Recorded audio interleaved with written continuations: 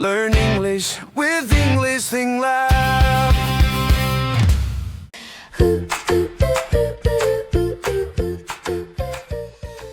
Hi everyone, I'm Jack. And I'm Bella. Welcome back to English Think Lab. In today's episode, we are going to practice real English sentences that people use in everyday life. These sentences are simple, natural, and very useful for real conversations. We divided today's episode into 5 parts: morning routine, work conversations, small talk, asking for help, and talking about plans. Let's begin with something everyone experiences every day: your morning routine. Morning routines are one of the easiest and most common topics in English conversations. People talk about their mornings with friends, co-workers, and sometimes even with strangers. For example, someone might ask, "What time do you usually wake up?" Or they might ask, "How do you start your day?" So today we are going to practice many sentences that you can use when talking about your morning routine. Let's begin with waking up. Many people start their day around the same time every morning. Here are some natural sentences people often use. I wake up at 7 in the morning. I usually wake up early on weekdays. On weekends, I wake up a little later. My alarm wakes me up every morning. Sometimes I wake up before my alarm. Some mornings I feel very energetic. Other mornings I feel a little tired. Sometimes I press the snooze button and sleep for 5 more minutes. I try to wake up at the same time every day. Waking up early helps me start the day calmly. After waking up, most people do a few small things before fully starting their day. Some people check their phone, others drink water or stretch. Here are some sentences people use during this part of the morning. The first thing I do is drink a glass of water. I usually check my phone for messages. Sometimes I check the weather on my phone. I like opening the window to get fresh air. I stretch for a few minutes. I sit quietly for a moment. I take a deep breath and start my day slowly. Sometimes I read the news for a few minutes. Sometimes I listen to music in the morning.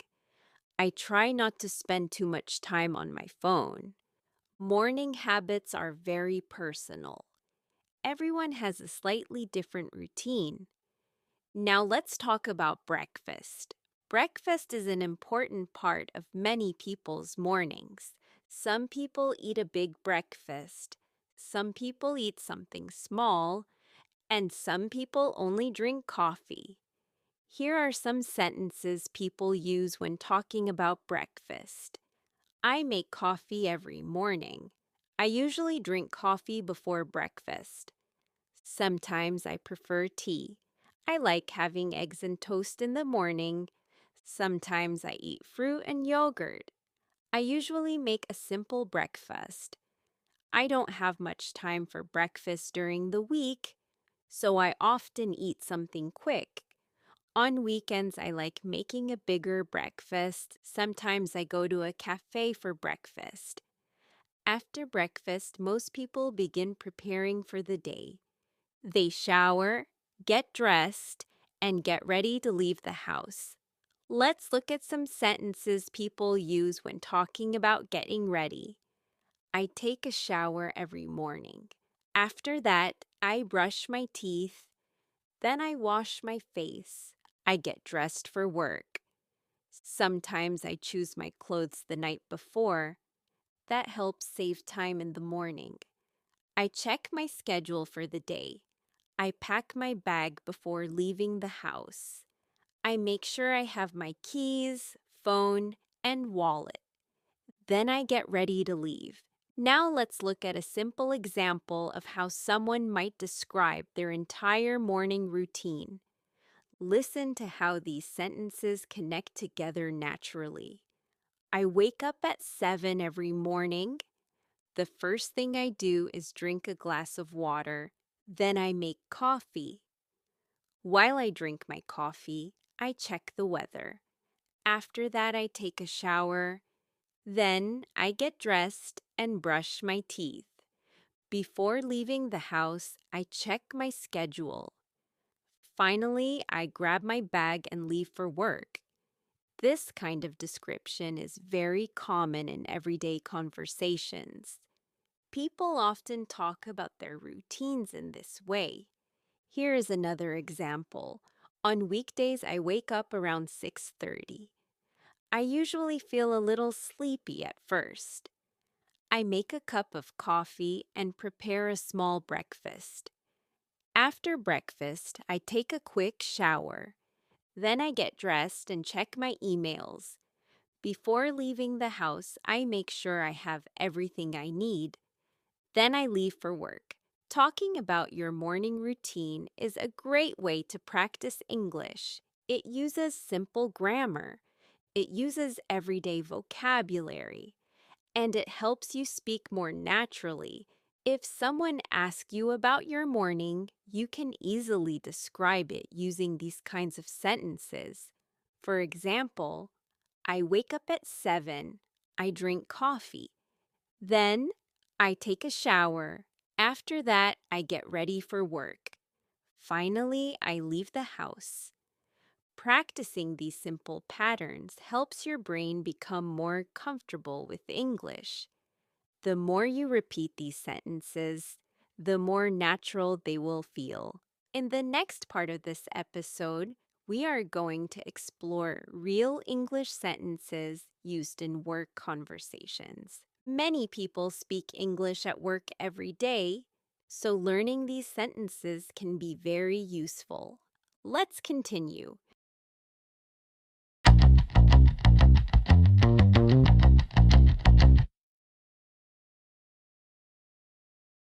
Now that we talked about morning routines, let's move to the second part of today's episode.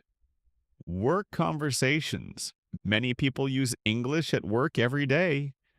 Sometimes they speak with coworkers, sometimes with managers, sometimes with clients or customers. Even if someone does not work in an international company, English still appears in many workplaces. People write emails, they attend meetings, they talk about tasks and deadlines. So learning common workplace sentences can be very helpful. Let's begin with simple everyday conversations at work. When you arrive at work in the morning, you usually greet people. You might say, "Good morning," or "Good morning, everyone." If you arrive a little later, you might say, "Hi, good morning," or simply, "Morning." After greeting someone, you might ask how they are. For example, "How are you today?" Or "How's your morning going?" Your coworker might answer, "I'm doing well, thanks," or "Pretty good so far," or "I'm a little busy today." After greeting people, work conversations usually move toward tasks and responsibilities. For example, someone might ask, "What are you working on today?" You could answer, "I'm working on a report," or "I'm preparing a presentation," or "I'm finishing a project." Another common sentence at work is, "I'm a little busy right now." This means you are working and cannot talk for long. For example, "Sorry, I'm a little busy right now. Can we talk later?" Another useful sentence is, "I'll finish this first, then we can talk." Workplaces also involve a lot of teamwork. People often ask each other for updates. For example, "How is the project going?" Or "Is everything going well with the project?" You might answer, It's going well so far, or we are making good progress, or sometimes we still have a lot to do. Another common situation is discussing deadlines. Deadlines are very important in most workplaces. For example, when is the deadline? Or the deadline is next Friday. Someone might say, we need to finish this by tomorrow. Or, let's try to finish this today. Work conversations also include short meetings. During meetings, people often share ideas. You might hear sentences like, I have an idea, or I think we should try something different. Another common sentence is, that sounds like a good idea, or I agree with you. Sometimes people politely disagree. For example, I'm not sure about that, or maybe we should consider another option. These kinds of sentences help keep conversations polite and professional. Another very common part of work communication is asking for clarification. Sometimes you don't understand something, and that's completely normal. You might say, could you explain that again? Or can you repeat that? Or I'm not sure I understand. Could you explain it one more time? Asking questions like this is very common in workplaces. People ask questions to avoid mistakes. Another important workplace skill is giving updates. For example, let me give you a quick update. Or, here's the latest update on the project. Then you might explain, we finished the first part yesterday. Today we are working on the second part. Updates help everyone stay informed. Work conversations also happen through email and messaging, but many of the sentences used in writing are also used in speech. For example, I'll send you the document, or I'll share the file with you, or I'll send you the details later.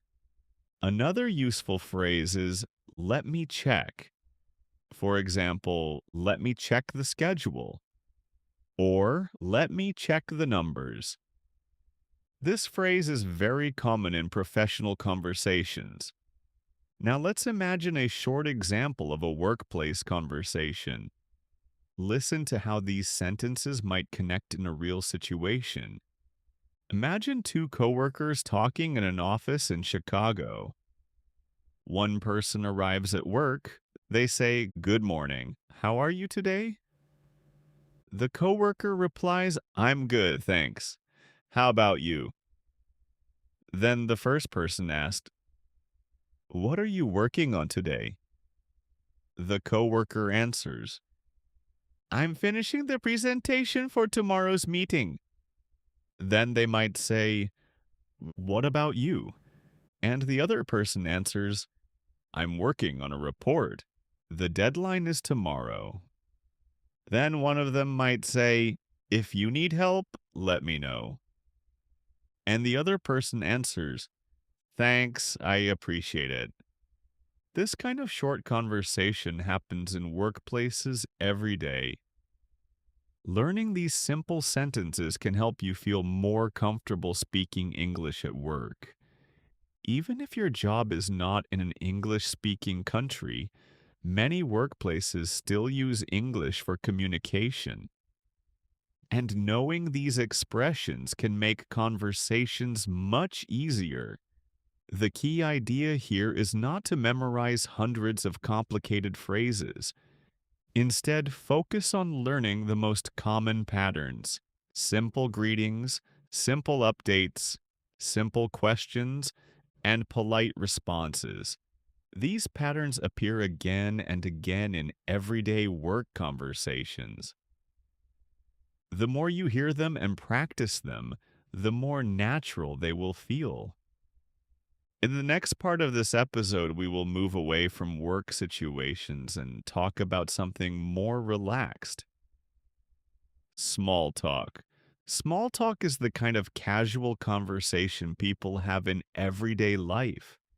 It happens with coworkers, neighbors, and sometimes even strangers.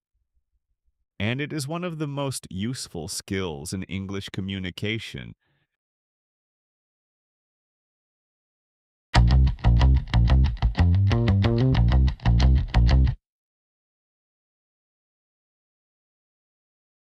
Now let's move to the third part of today's episode, small talk. Small talk is one of the most common types of conversation in English. It happens everywhere, at work, in cafes, in elevators, at parties, at the gym, and even while waiting in line.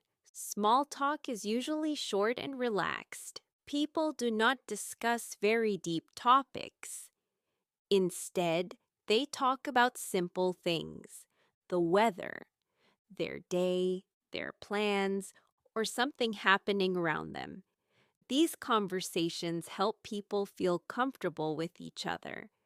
They help start social interaction. So, learning small talk is very important for natural English communication. Let's start with one of the most common small talk questions.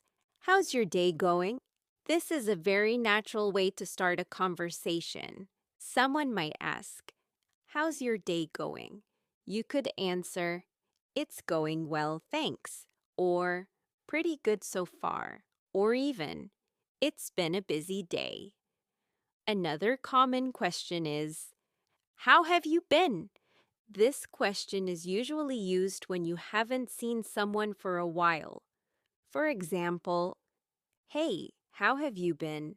A natural response could be, I've been good, or I've been doing well, or I've been a little busy lately.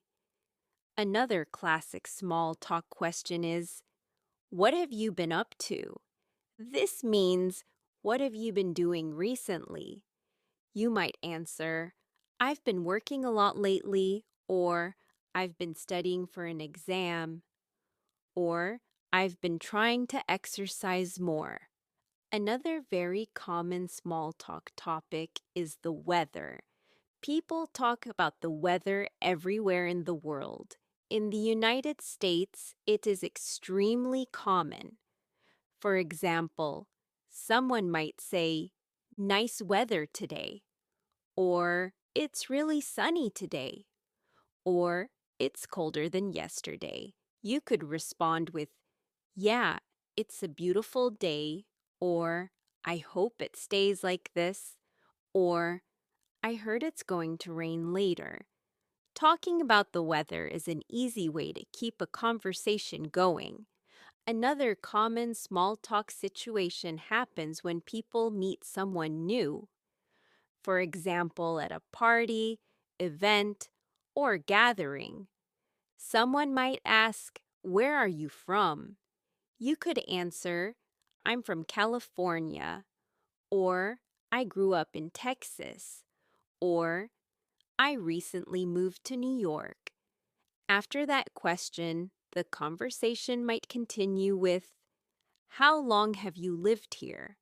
A possible answer, I've lived here for about 3 years, or I just moved here a few months ago. Another common small talk question is, what do you do? This question asks about someone's job. For example, what do you do? You might answer, I work in marketing, or I'm a software developer, or I work in a hospital. Sometimes people also ask, do you like your job? You might respond, yes, I enjoy it, or it's interesting but sometimes stressful, or it's challenging, but I learn a lot. Small talk also happens in casual daily situations. For example, in a coffee shop, imagine you are waiting in line. Someone might say, "This place is always busy." You might respond, "Yeah, their coffee is really good." Or, "I come here almost every morning." Another situation might happen in an elevator. Someone might say, "Looks like it's going to rain today." You might respond, "Yeah, the sky looks pretty dark." Or, "Good thing I brought an umbrella." Small talk conversations are usually short, but they help people connect. Now let's look at a simple example conversation. Imagine two coworkers meeting near the coffee machine in an office in Boston. One person says, "Hey, good morning." The other responds, "Morning. How's your day going?" The first person answers, "Pretty good so far. Just a lot of emails today." Then the other person might say, "Yeah, Mondays are always busy." And the first person might respond, "That's true. Hopefully it slows down later." This type of short exchange is very common. Another example might happen when meeting someone at a social event. Someone might ask, "Is this your first time here?" You could answer, "Yes, it is," or "No, I've been here before." Then they might ask, "How do you like it so far?" You might respond, "It's great. I'm enjoying it," or "It's really interesting." Small talk also often includes comments about shared situations. For example, "This place is really crowded today." Or, "That presentation was interesting." Or, "The traffic was terrible this morning." These comments help start natural conversations. Now let's practice a few more small talk sentences. You might say, "It's been a long day." Or, "I'm glad it's almost the weekend." Or, "I'm looking forward to the weekend." Someone might respond, "Me too." Or, "Same here." Another useful phrase is, "That sounds nice." For example, "I'm going hiking this weekend." And someone might say, "That sounds nice." Or, "That sounds fun." Small talk is not about saying something perfect. It is about being friendly and relaxed. Even very simple sentences can create good conversations. The goal is simply to connect with another person, so don't worry too much about grammar. Focus on the idea. Focus on being natural. And focus on keeping the conversation comfortable. In the next part of this episode, we will explore another very useful skill: asking for help. Knowing how to politely ask for help in English is very important in daily life.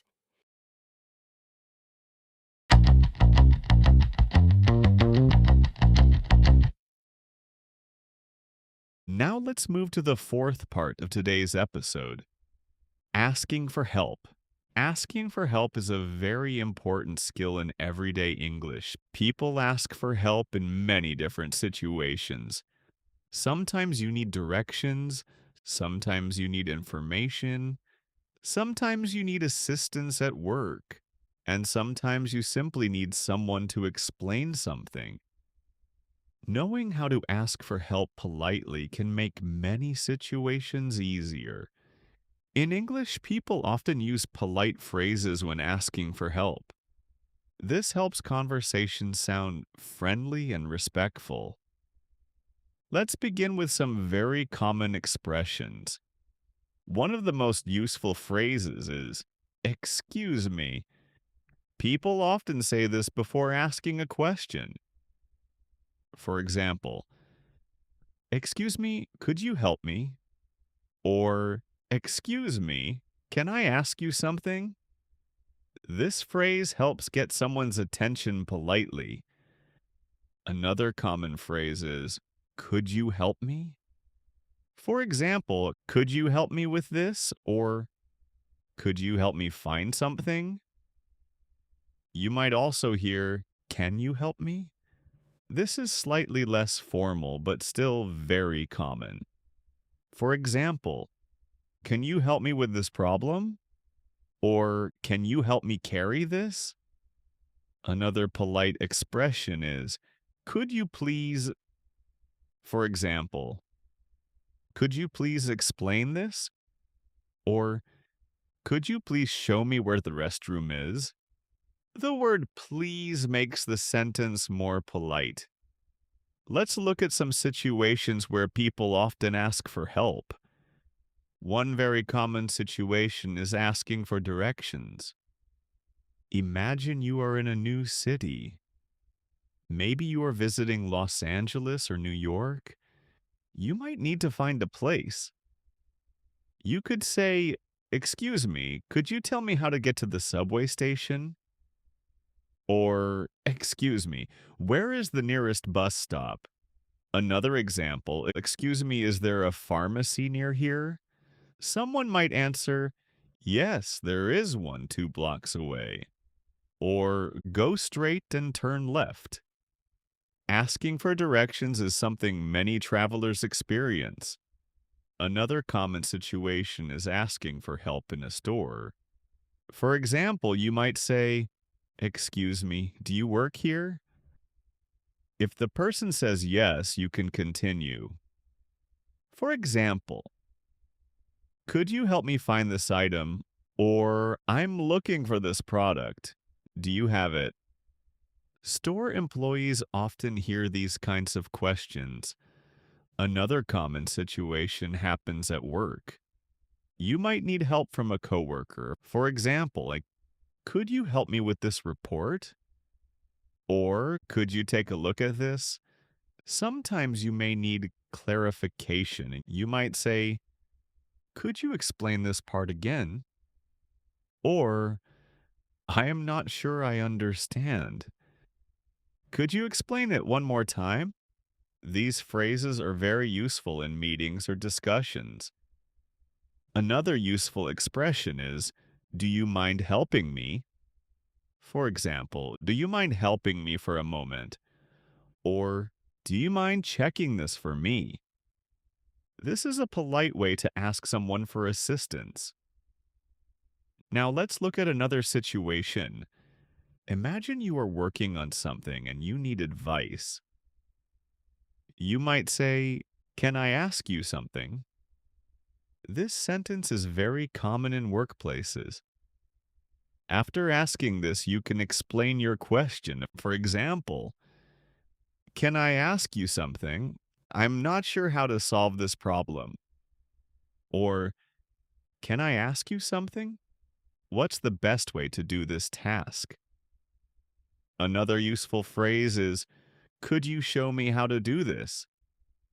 For example, could you show me how to use this system? Or, could you show me how this works? This phrase is very common when learning something new. Now let's imagine a simple real-life situation. Imagine you are in a bookstore. You are looking for a specific book. You approach an employee and say, excuse me, could you help me? I'm looking for this book. Do you know where I can find it? The employee might answer, yes, it's in the second aisle. Or, let me check for you.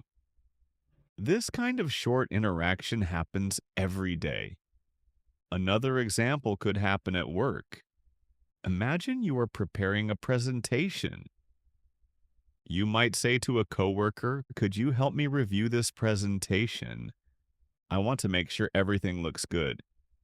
The coworker might respond, sure, I'd be happy to help. Or, of course, let me take a look. Another useful phrase when asking for help is, I need some help with this.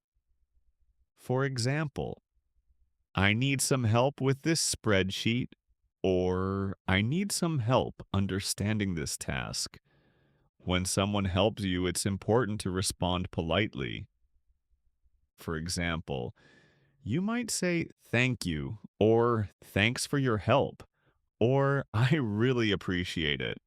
Showing appreciation helps maintain good communication. Asking for help is not something to feel uncomfortable about. In fact, it is a normal part of daily life. Everyone asks for help sometimes, and in most situations, people are happy to help. The key is using polite and clear language. Simple phrases like, "Excuse me, could you help me? Could you explain this?" These expressions appear again and again in everyday English. The more you hear them and practice them, the more natural they will feel. In the final part of today's episode, we will talk about something people discuss almost every day, talking about plans, plans for the evening, plans for the weekend, and plans for the future.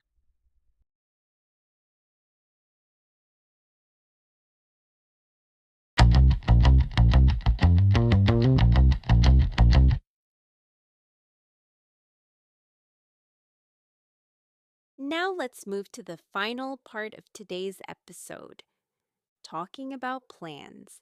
Talking about plans is something people do almost every day. People talk about what they are doing later today. They talk about their plans for the evening. They talk about the weekend. And sometimes they talk about plans for the future. These conversations happen with friends, coworkers, family members, and even new people you meet. So, learning how to talk about plans is very useful in everyday English. Let's begin with a very common question. What are you doing later? This question asks about someone's plans for the near future. For example, someone might ask, "What are you doing later today?" You might answer, "I'm going to meet a friend," or "I'm going to the gym," or "I'm just going to relax at home." Another common question is, "What are you doing tonight?" You could answer, "I'm having dinner with my family," or "I'm watching a movie tonight," or "I'm going out with some friends." These kinds of sentences appear very often in casual conversations. Another extremely common question is, "What are your plans for the weekend?" This is one of the most popular small talk questions. You might answer, "I'm going to visit my parents," or "I'm planning to go hiking," or "I'm just going to relax this weekend." Some people also say, "I don't have any plans yet." This means you haven't decided what to do. Another useful sentence is, "I'm thinking about going to the beach," or "I'm thinking about traveling somewhere." This phrase shows that a plan is still an idea, not a final decision. Now let's look at another type of plan. Sometimes people talk about future intentions. For example, "I'm going to start exercising more," or "I'm going to learn something new," or "I'm planning to take a trip this year." These sentences use "going to" or "planning to." Both are very common when discussing plans. Another useful expression is "I might." For example, "I might go out tonight," or "I might visit a friend tomorrow," or "I might stay home this weekend." The word might shows that something is possible, but not certain. Talking about plans also includes invitations. People often invite others to join them. For example, "Do you want to grab coffee later?" Or "Would you like to go for dinner?" Or "Do you want to watch a movie tonight?" If you want to accept the invitation, you might say, "Sure, that sounds great." Or "Yes, I'd love to." Or That sounds like a good idea. If you cannot join, you might say, "Sorry, I already have plans," or "Maybe another time," or "I can't tonight, but thanks for inviting me." These kinds of responses help keep conversations friendly and polite. Now let's imagine a simple real-life example. Two co-workers are talking on Friday afternoon in an office in Austin. One person says, "Do you have any plans for the weekend?" The other person replies, "Yes, I'm going to visit some friends." Then the first person might say, "That sounds fun. Where are you going?" And the second person answers, "We're going to a small town near the lake. We're planning to spend the day there." This type of conversation is very common on Fridays. People naturally talk about their weekend plans. Now let's look at another example. Imagine two friends talking after work. One friend asks, "What are you doing tonight?" The other answers, "I'm going to cook dinner at home." Then the first friend might say, "That sounds relaxing." This kind of simple conversation happens all the time. Talking about plans is an easy way to keep conversations going. You can talk about tonight, tomorrow, next week, or even next year.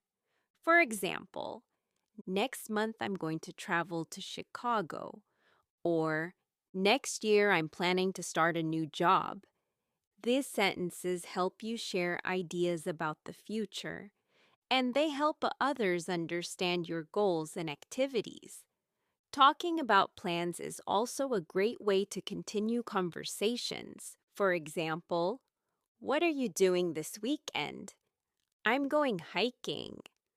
"Oh, really? Where are you going?" This kind of back and forth conversation helps build natural communication. The important thing to remember is that you don't need complicated sentences. Simple structures work perfectly. For example, "I'm going to meet a friend." "I'm planning to travel." "I might stay home." These patterns are used every day by native speakers. The more you practice them, the more comfortable they will feel. And slowly your English will begin to sound more natural. Today we practiced many real-life sentences, morning routines, work conversations, small talk, asking for help, and talking about plans. These are situations people experience every day. Learning these types of sentences helps you communicate more confidently in English. The goal is not perfection, the goal is communication. The more you listen to real English conversations, the easier it becomes to understand and speak. Thank you for listening to today's episode, and we'll see you in the next one.